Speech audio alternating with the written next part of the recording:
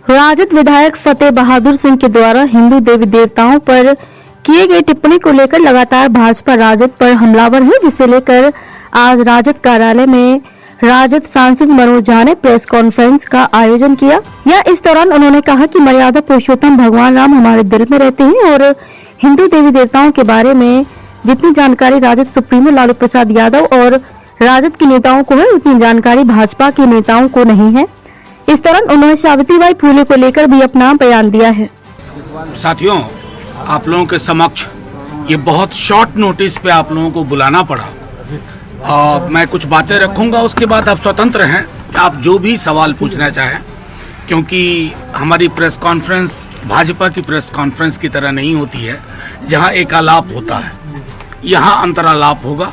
तो उस दृष्टिकोण से मैं कहता हूँ, अभी बीते एक हफ्ते से आप सब ने देखा होगा साथियों, पूरे देश में और कोई मुद्दा नहीं था। एक मनगढ़ंत मुद्दे के आधार पर महागठबंधन की सरकार प्रतिदिन गिराई जा रही थी।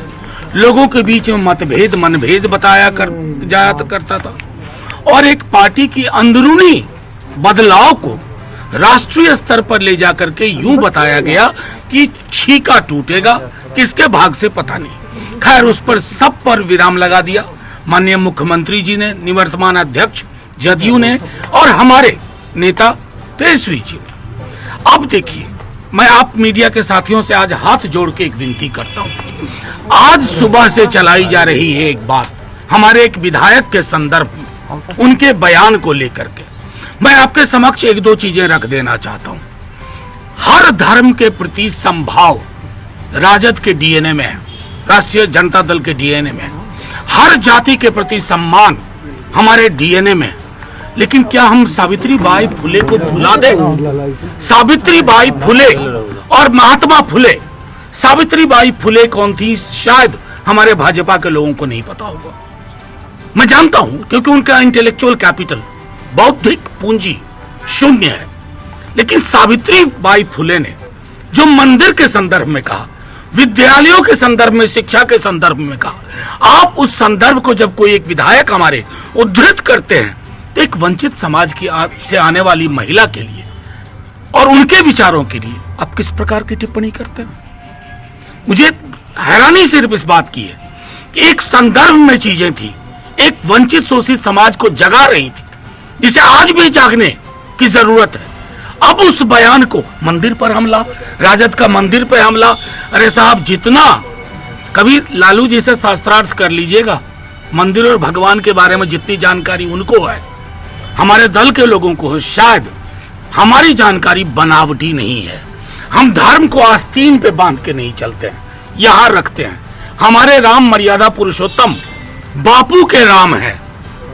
हमें हमारे राम किसी से घृणा नहीं सिखाते हैं। हम हे राम वाले राम के लोग हैं। अब भाजपा तय करे वो क्या है। मैं सिर्फ आपको ये कहना चाह रहा था, एक बयान जो एक वंचित शोषित समाज को अलग जगाने के लिए वो बयान दिया गया, और उस बयान के बाद जिस तरह की प्रतिक्रिया दी जा रही है, और मीडिया के हमारे साथियों, आप लोग कम से कम कुछ अनुसंधान कर लिया कीजिए। बड़ी मुश्किल होगी कि कबीर अगर आ जाकर के हमारे बीच में कहें हन पूजे हरि मिले तो मैं पूजू पहाड़, ये तो सीधे आक्रमण है ना मूर्ति पे।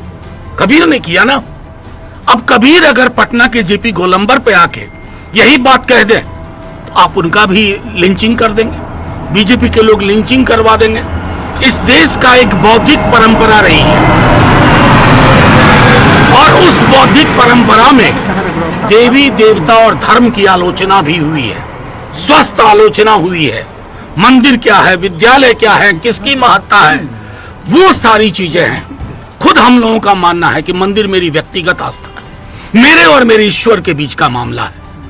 उससे मंदिर में अगर मैं लाइन में भी खड़ा हूं, मुझे भी रोजगार चाहिए, मुझे नौकरी चाहिए, मुझे महंगाई पे काबू चाहिए, मुझे जो आय की असमानता है उस पर काबू होना चाहिए, लगाम लगनी चाहिए।